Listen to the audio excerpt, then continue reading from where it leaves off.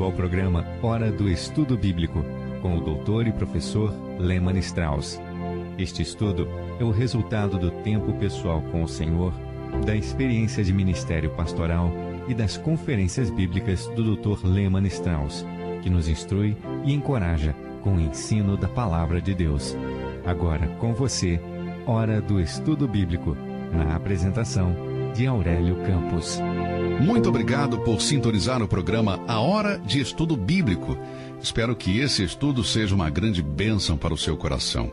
Por que você não aproveita agora e liga para um amigo e convida-o para ouvir o programa também? Nós vamos estudar hoje sobre a paz de Deus e o Deus da paz. Estamos estudando alguns nomes hebraicos de Deus no Antigo Testamento e hoje veremos o nome O Senhor é a minha paz. Se puder, pegue a sua Bíblia, pois vamos ver algumas passagens do Antigo Testamento e talvez alguns versículos do livro de Atos. Quero aproveitar a oportunidade para agradecer a todos os nossos amigos que oram pelo nosso ministério, que nos escrevem, que nos ajudam financeiramente. Muito obrigado, nós louvamos a Deus por sua vida. Antes de começarmos o nosso estudo, vamos orar. Querido Pai, muito obrigado por sua proteção, Senhor. Obrigado por nos permitir estar no ar e transmitir a Tua Palavra. Obrigado por cada uma das emissoras que transmitem este programa e obrigado também por todos que trabalham para colocar esta programação no ar. Pedimos que este programa de hoje seja uma bênção para os corações necessitados. Senhor, muito obrigado por todos que estão ouvindo e pedimos que recebam o incentivo e a força que necessitam para serem fortalecidos na fé. Se alguém que está escutando agora e ainda não te conhece, que este seja o dia da sua salvação, que possa conhecer a Cristo Jesus como seu Salvador pessoal. Nós oramos em nome de Jesus. Amém. Bom, hoje vamos ver um nome em hebraico bem familiar no Antigo Testamento. Jeová Shalom, o Senhor é paz. Tenho certeza que muitos de vocês sabem que a palavra Shalom significa paz. O nome hebraico Jeová Shalom descreve o Deus do Antigo Testamento como o Deus que é a nossa paz, e Ele é, nada mais nada menos, o Senhor Jesus Cristo do Novo Testamento. Algumas das revelações mais claras da Bíblia vêm de um tempo muito obscuro. Um exemplo disso é o livro de Juízes.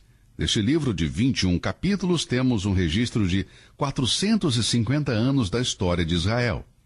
Agora, se você perguntar como sabemos que são 450 anos, vá para Atos 13 e leia os versículos 19 e 20. Lá você encontrará uma reiteração da história de Israel neste período. Deus tinha escolhido o seu povo e os identificado como seu povo e também lhes designado territórios. Deus deixou bem claro a Israel que se um outro povo estivesse morando na terra que Deus lhes havia designado, eles deveriam expulsá-los de lá. Vemos isto em Êxodo, capítulo 23, versículo 31. O Senhor disse: E porei os teus termos desde o Mar Vermelho até ao mar dos filisteus, e desde o deserto até o rio, porque darei nas tuas mãos os moradores da terra, para que os lances fora de diante de ti. Este é um mandamento bem claro. Eles tinham que expulsar os habitantes da terra. O mesmo mandamento se repete em Números capítulo 33, versículos 52 a 55, e assim não deveria haver nenhuma dúvida ou mal-entendido a este respeito entre o povo de Israel.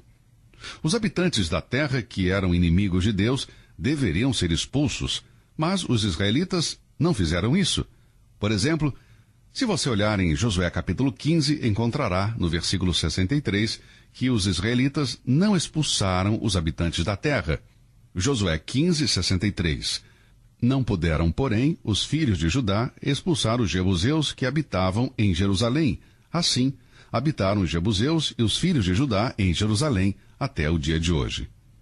Podemos ver que isso causou uma aliança profana. Deus havia dito que os jebuseus eram inimigos de seu povo e deveriam ser expulsos da terra, coisa que não aconteceu. Efraim também não expulsou os inimigos. Isso é encontrado no livro de Josué, capítulo 16, versículos 9 a 10, onde lemos: E não expulsaram aos cananeus que habitavam em Gezer. E os cananeus habitam no meio dos efraimitas até o dia de hoje, porém, sendo-lhes tributários. Israel ignorou Deus. Judá ignorou. Efraim também. Manassés ignorou. Zebulon e Naftali ignoraram a Deus, e o fracasso deles em obedecer a Deus resultou em alianças profanas, tanto nos negócios como na vida cotidiana e nos casamentos. Esse foi um período de trevas em Israel.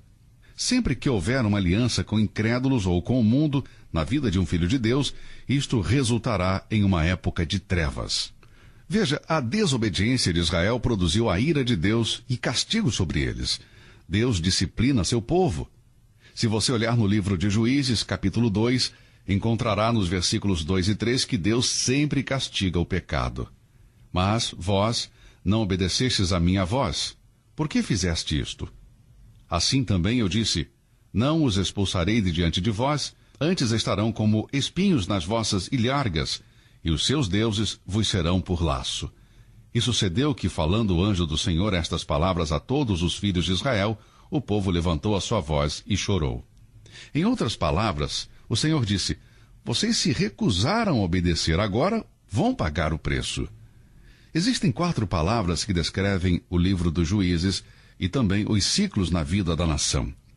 Estas 4 palavras são pecado, escravidão, súplica e salvação. As pessoas cometiam pecados contra Deus, o que permitia que uma nação pagã os escravizasse, e enquanto eles estavam no cativeiro, eles clamavam a Deus e Deus enviava um libertador ou um juiz para libertá-los. Então nós temos o pecado, a escravidão, a súplica e o clamor a Deus, e por fim Deus enviava um juiz para libertar seu povo. Se você ler o livro de Juízes, você perceberá este ciclo. O primeiro ciclo está em Juízes 3, versículos de 7 a 11. Aqui encontramos o pecado do povo, a escravidão, o clamor a Deus e a libertação do inimigo. O segundo ciclo pode ser visto no capítulo 3, começando com o versículo 12, e o terceiro ciclo no capítulo 4, começando com o verso 1. O quarto ciclo vemos no capítulo 6, começando com o primeiro versículo. O quinto ciclo está no capítulo 8, versículo 33. O sexto ciclo, no capítulo 10, começando com o versículo 6. E o sétimo e último ciclo está no capítulo 13. Todo esse período foi de altos e baixos para o povo de Israel e foi também um tempo de trevas para toda a nação. As últimas palavras do livro de Juízes descrevem a terrível anarquia que prevalecia na época. Lemos que, naqueles dias, não havia rei em Israel, porém, cada um fazia o que parecia reto aos seus olhos. Juízes 21, versículo 25. No quarto ciclo do declínio espiritual de Israel, Deus apareceu a um dos juízes que se chamava Gideão. Foi para Gideão que Deus se revelou como Jeová Shalom. O Senhor é nossa paz. Deixe-me ler o capítulo 6, começando com o verso 21. E o anjo do Senhor estendeu a ponta do cajado que estava na sua mão e tocou a carne e os pães ázimos. Então subiu o fogo da lenha e consumiu a carne e os pães ázimos. E o anjo do Senhor desapareceu de seus olhos. Então viu Gideão que era o anjo do Senhor e disse, Ah, Senhor Deus, pois vi o anjo do Senhor face a face. Porém o Senhor lhe disse, Paz seja contigo, não temas, não morrerás. Observe agora o versículo 24. Então Gideão edificou ali um altar ao Senhor e chamou-lhe O Senhor é Paz. E ainda, até o dia de hoje, está em Ofra dos Abiesritas. Juízes 6:24. Você deve conhecer a história de Gideão. A maioria de nós conhece pelo menos alguma parte dela. Os midianitas eram inimigos de Israel e oprimiam o povo. Eram tantos que pareciam um enxame de gafanhotos. Saqueavam a colheita de Israel, deixando seus habitantes na pobreza total. Nesta época de opressão severa, Deus escolheu Gideão para ser o libertador ou o juiz que iria salvar o seu povo do inimigo. Midian significa rivalidade ou conflito, e seu comportamento atesta o significado do seu nome. Eles eram um povo problemático que sempre trazia problemas para os outros. Quando eles atacavam uma cidade, eles destruíam tudo e saqueavam todos os suprimentos e a comida. Quando o povo clamou ao Senhor por causa dos midianitas, ou seja, neste período em que não havia paz, Jeová Shalom apareceu a Gideão e comunicou a paz. Jeová Shalom significa o Senhor é a minha paz. Em geral, tanto no Antigo como no Novo Testamento, a palavra paz significa o fim de qualquer conflito ou rivalidade. Ela nos dá a ideia de eliminar tudo que produz divisão ou destrói a harmonia entre duas pessoas. A palavra paz significa inteiro ou completo, e às vezes é traduzida por bom ou perfeito, expressando assim o mais profundo desejo e a maior necessidade do coração humano, que é a harmonia no seu relacionamento com Deus, uma reconciliação com base em uma transação concluída. Isso é paz. Quando duas pessoas que não se dão bem fazem paz e se reconciliam, o conflito entre elas desaparece e há harmonia. Depois que a reconciliação foi concluída, eles podem dizer: bem, finalmente estamos em paz. Isso é o que acontece quando um pecador confia no Senhor Jesus Cristo. Há uma reconciliação e assim a inimizade entre Deus e o pecador desaparece e há paz. Romanos 5:1 diz: tendo sido, pois, justificados pela fé, temos paz com Deus por nosso Senhor Jesus Cristo. Bem, voltando ao Antigo Testamento, podemos ver que este nome Jeová Shalom, assim como outros nomes de Deus no Velho Testamento, está ligado a um altar. Agora, o altar está sempre relacionado ao sacrifício, e o sacrifício é a base da paz com Deus. Veja novamente Juízes 6, versículo 24. Porém, o Senhor lhe disse: paz seja contigo, não temas, não morrerás. A Escritura nos diz que Gideão ofereceu um sacrifício, e esse é o propósito de um altar, oferecer um sacrifício a Deus. Os altares sempre se referem a um sacrifício. Juízes capítulo 6, versículos 19 a 23. E entrou Gideão, e preparou um cabrito e pães ázimos, e uma efa de farinha. A carne pôs num cesto, e o caldo pôs numa panela. E trouxe-lhe até debaixo do carvalho, e lhe ofereceu. Porém o anjo de Deus lhe disse: toma a carne e os pães ázimos, e põe-nos sobre esta penha, e derrama-lhe o caldo. E assim fez.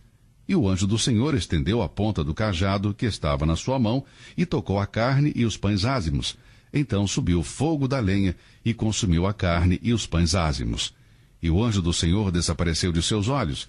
Então viu Gideão que era o anjo do Senhor, e disse: ah, Senhor Deus, pois vi o anjo do Senhor face a face. Porém o Senhor lhe disse: paz seja contigo, não temas, não morrerás. Gideão já tinha o material para o sacrifício. Ele tinha um cabrito, pão sem fermento e farinha.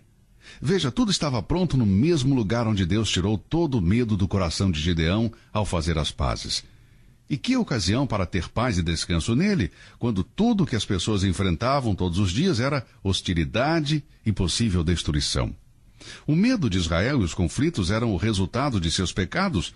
O homem, como um pecador, está em inimizade com Deus e, portanto, separado de Deus. Essa inimizade e separação devem desaparecer para que haja paz com Deus. Mas os ímpios não têm paz, diz o Senhor, Isaías 48, 22. Como dissemos, paz significa o fim do conflito ou da rivalidade e a eliminação de tudo que destrói a harmonia.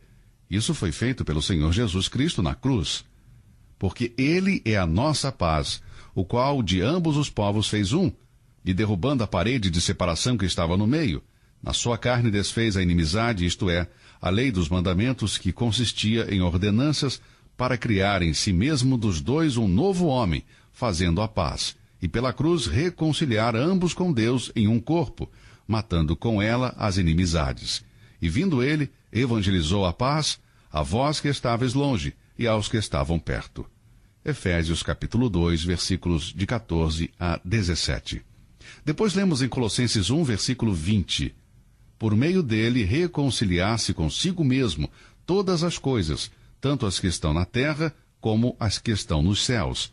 E em 2 Coríntios 5, versículo 19, lemos que na cruz, Deus estava em Cristo reconciliando consigo o mundo. Nestas três passagens que eu acabei de ler, Efésios 2, Colossenses 1 e 2 Coríntios 5, encontramos a palavra reconciliação ou reconciliar. E isso é o que alcançamos quando há paz entre Deus e o pecador que crê. Há uma reconciliação deste pecador com Deus. Todos que receberam o Senhor Jesus Cristo como Salvador podem dizer que eles foram justificados pela fé e estão em paz com Deus através de Cristo.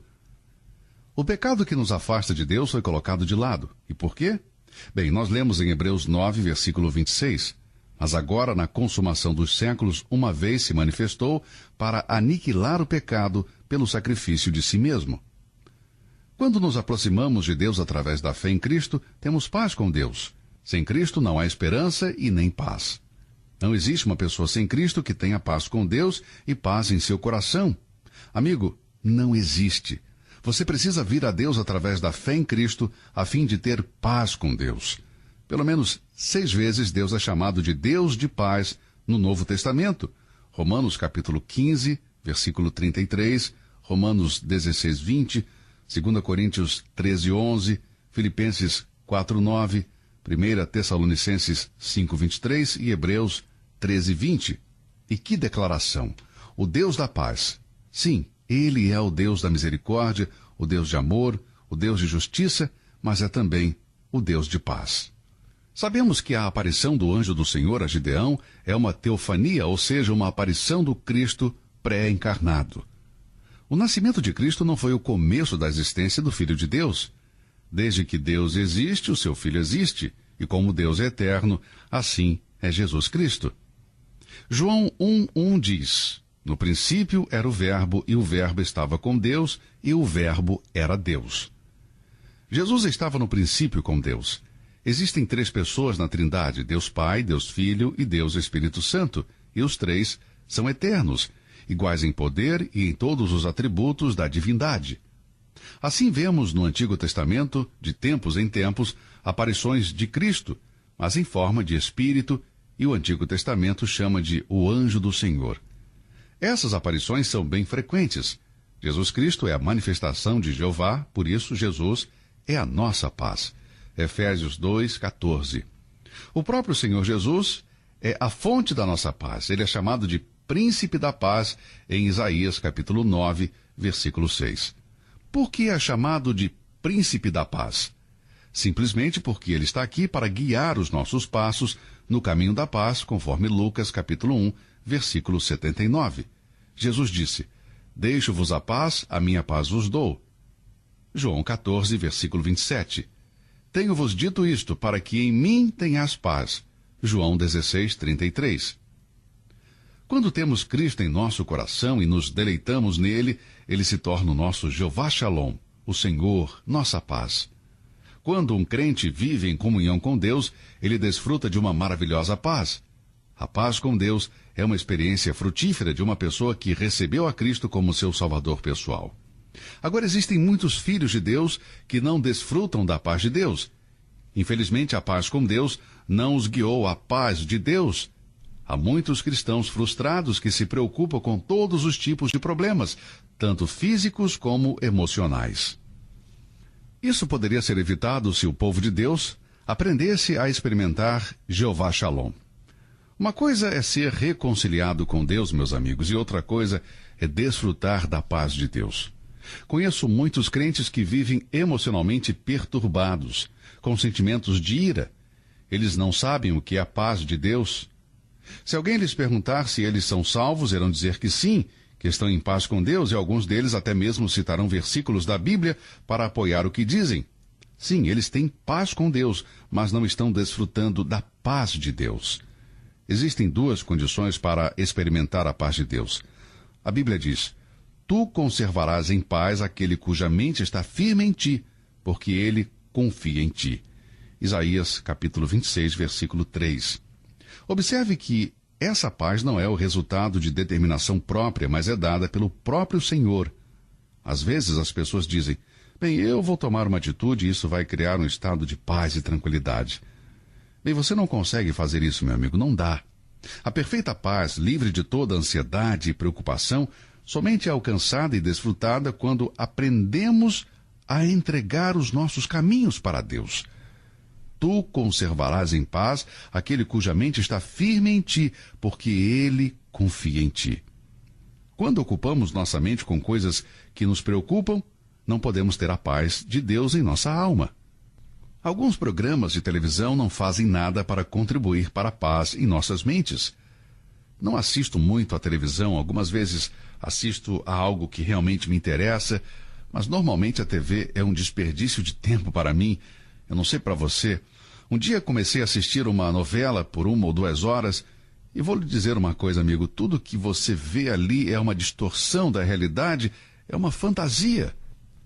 A maneira como estas pessoas vivem é suficiente para levar qualquer cristão à loucura ou ao psiquiatra para receber ajuda mental e emocional. Você precisa manter sua mente no Senhor. Se você, ao invés de assistir a uma dessas novelas, passar mais tempo lendo e estudando a Bíblia, então você saberá o que realmente significa ter paz com Deus. A imaginação é a causa real das nossas preocupações. Isso traz ansiedade e assim nos rouba a paz. Nosso bendito Senhor, que é Jeová Shalom, nos deu exemplo na cruz, o qual, quando o injuriavam, não injuriava, e quando padecia, não ameaçava, mas entregava-se àqueles que julga justamente. 1 Pedro 2:23. Como somos tolos quando nos deixamos levar pela nossa imaginação. Começamos a pensar em todos os tipos de coisas que nos roubam a paz de Deus. Paulo escreveu sobre aqueles que se tornaram nulos em seus raciocínios, dizendo: seu coração insensato se obscureceu. Romanos 1:21. Aos Filipenses ele escreveu: não andeis ansiosos por coisa alguma, antes as vossas petições sejam em tudo conhecidas diante de Deus pela oração e súplica, com ação de graças, e a paz de Deus, que excede todo o entendimento, guardará os vossos corações e os vossos sentimentos em Cristo Jesus. A palavra guardará dá a ideia de cuidar como uma sentinela, que protege uma propriedade ou um monumento muito importante e fica ali 24 horas sem sair do lugar. Paulo está dizendo: coloque sua mente e seus olhos no Senhor, não se preocupe com nada, mas leve tudo a Deus em oração e a paz de Deus será como uma sentinela, como um protetor, como um guarda-porta da sua mente, impedindo-a de distrair-se.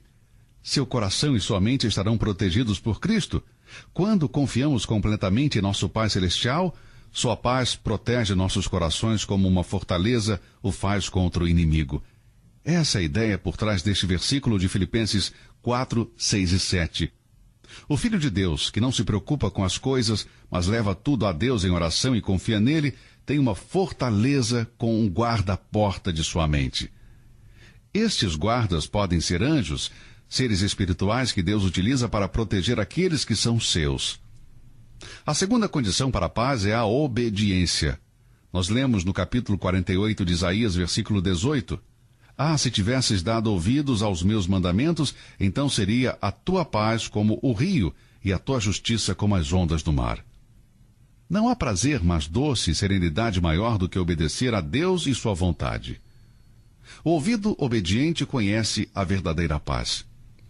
Eu gostaria de saber se você pode dizer: Jeová Shalom, o Senhor é minha paz. Espero que sim, mas se não, por que não vem a Cristo e o recebe como seu Salvador pessoal, permitindo assim que ele o reconcilie com Deus?